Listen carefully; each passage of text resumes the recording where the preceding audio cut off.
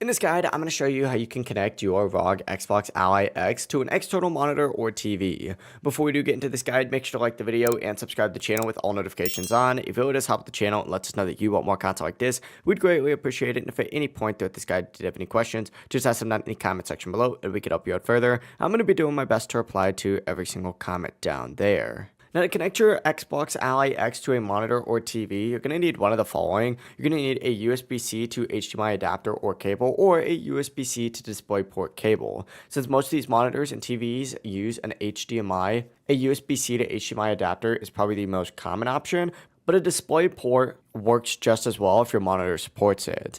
Now, on top of your Xbox Ally X, you'll see two USB-C ports. Make sure you plug your display cable into the left USB-C port, not the right one. The left port supports display output, so if you plug it into the wrong one, nothing's going to show up on your screen. But essentially, plug the USB-C end into the left port of your Xbox Ally X, and then plug the other end, the HDMI or display port, into your monitor or TV. Switch to your monitor to the correct input source, and as soon as it's connected properly, the Xbox Ally X screen should automatically appear on the external display. If nothing shows up, double check that you're using the left USB-C port and make sure your monitor input is set correctly. Now, if you want, you can change your resolution, adjust scaling, and set up the second screen, or you can even mirror your current display as well. And you can do this in the Windows settings and then system and display. And you can access this just by going up to the settings tab right here and then going down from here. But it really is as simple as that. If you guys did have any questions, just ask them down in the comment section below and we can help you out further. I'm going to be doing my best to reply to every single comment down there.